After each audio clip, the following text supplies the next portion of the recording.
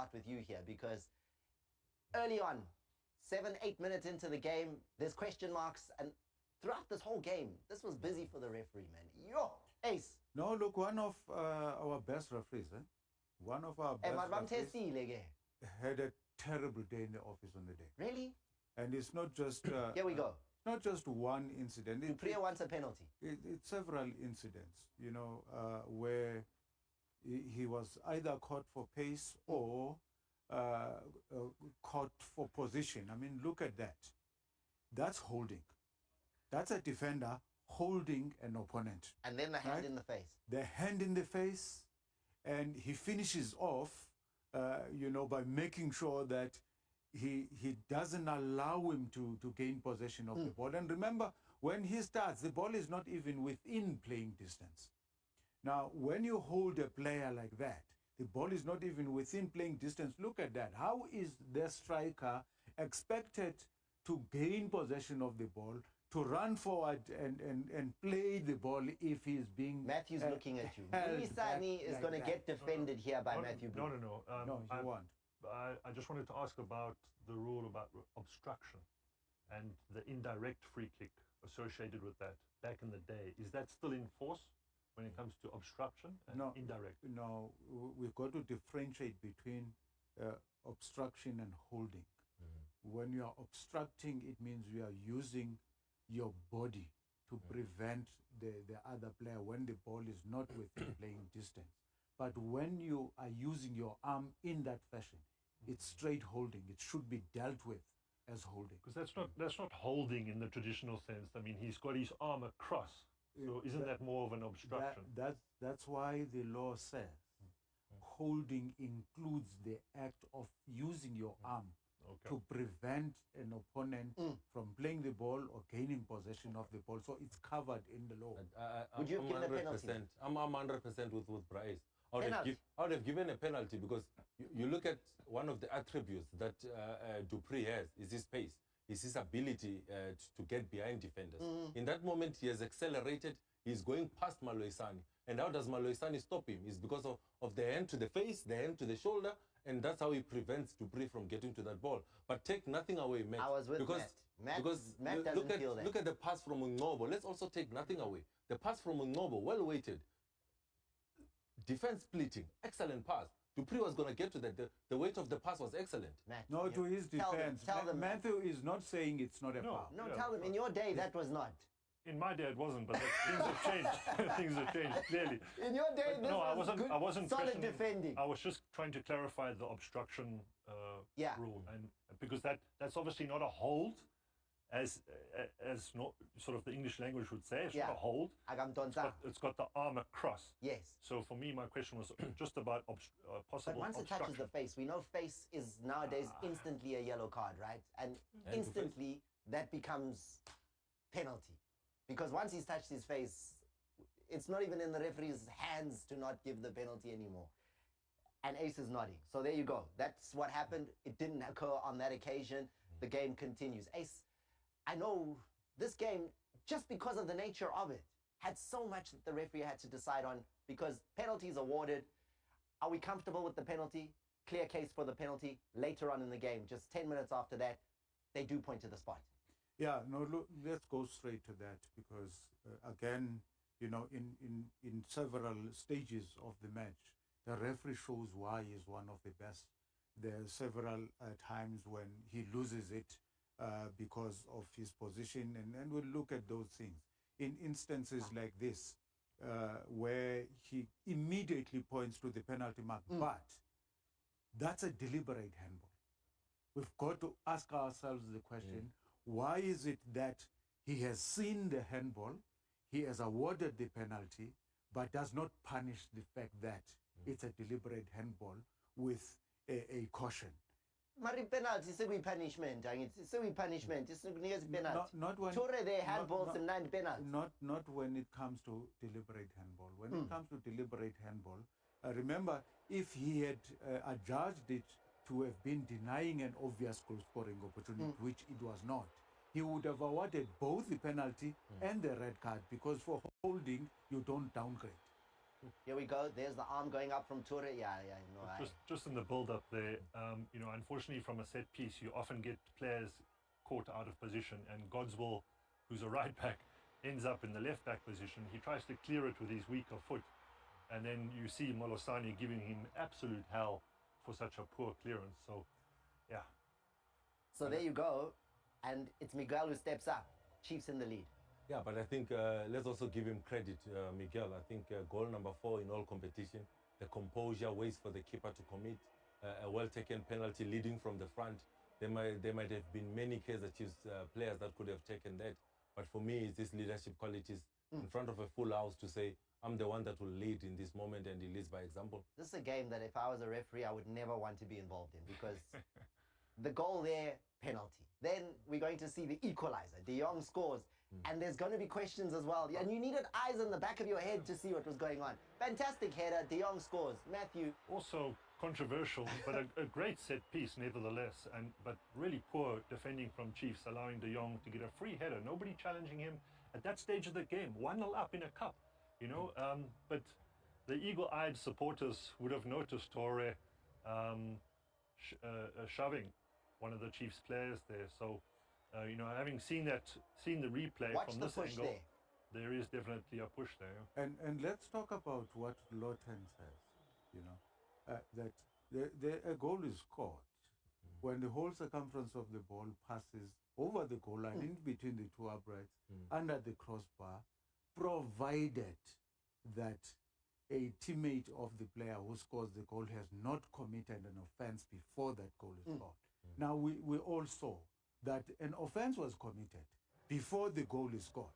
This push, no. But the ball's already going in. The header's happened. It doesn't matter. The fact of the matter is, the push takes place at this moment.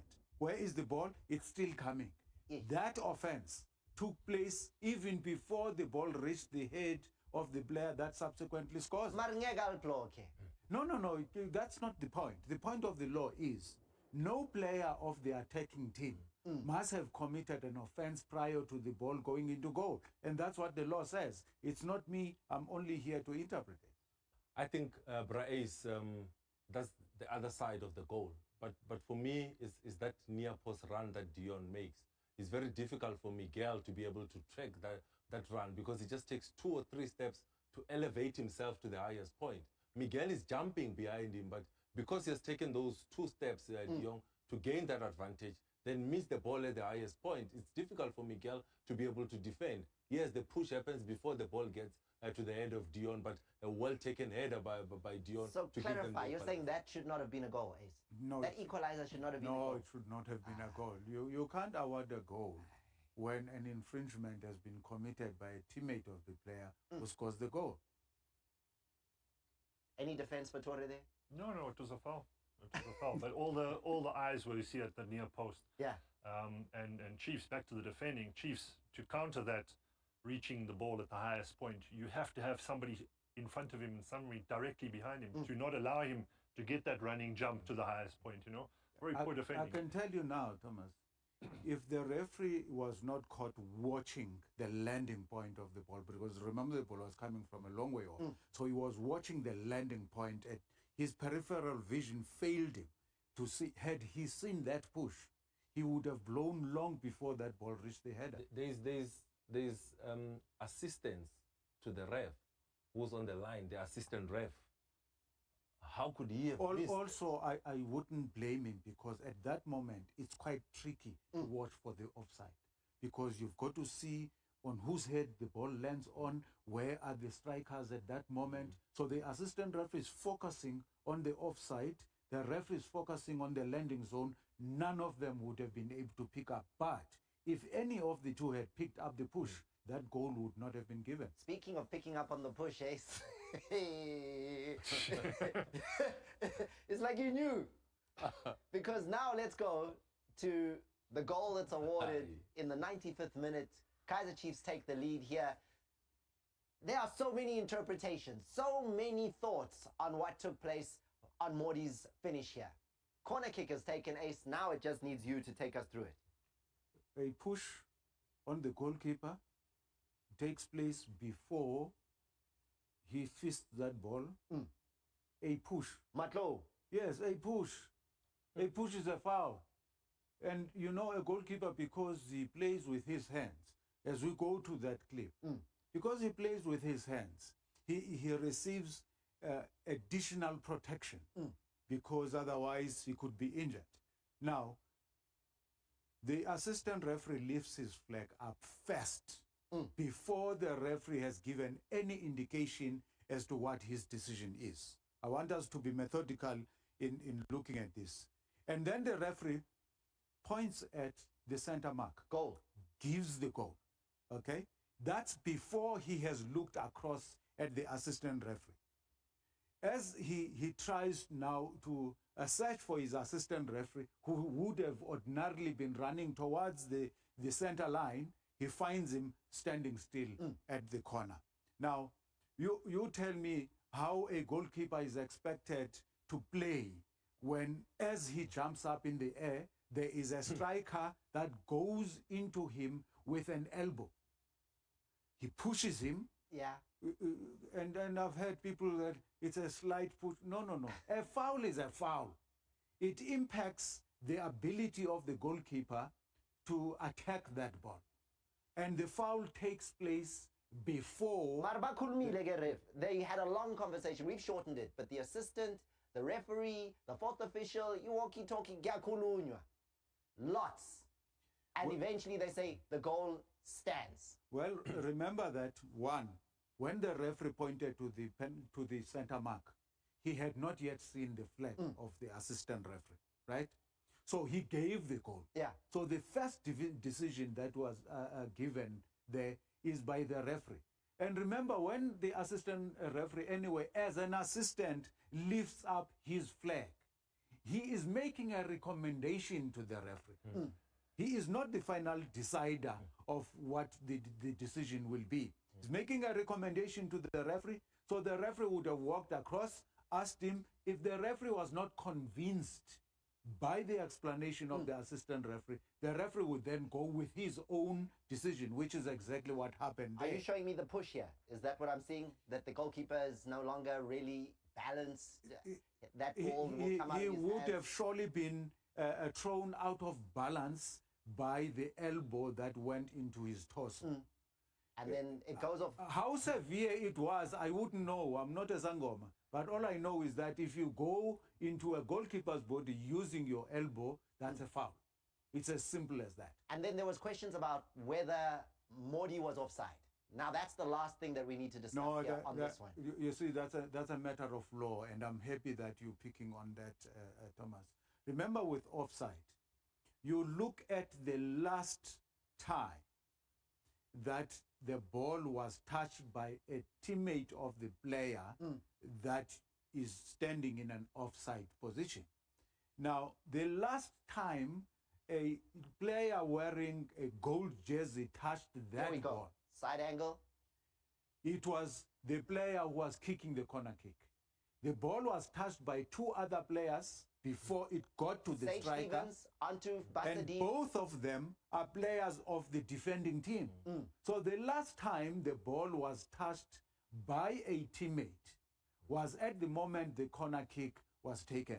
Is there an offside from a corner kick? No. You can't be offside from a corner kick. Thank you. And I think Brais explains it very clearly for any youngster watching at home. You can't be offside from a corner kick.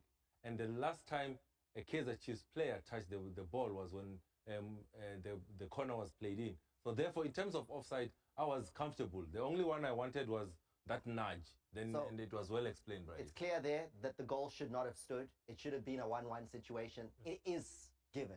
That's what leads to the third goal, doesn't it? Because now Stellies are desperate. They're 2-1 down. It's the last minute of the game, 100 minutes in.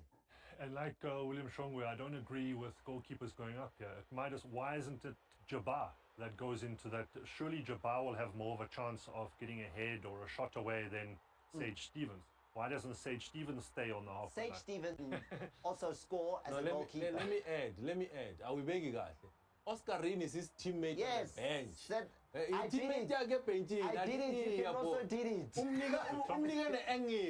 You stand like this, and then that's how you'll connect. But here, the header comes out. And at that moment already, Sage Stevens thinks here that Jabbar's going to clear it. And then he's like, Jabbar doesn't clear. Now I have to sprint. But so late. Villegas is on his way. And the young man is absolutely clinical.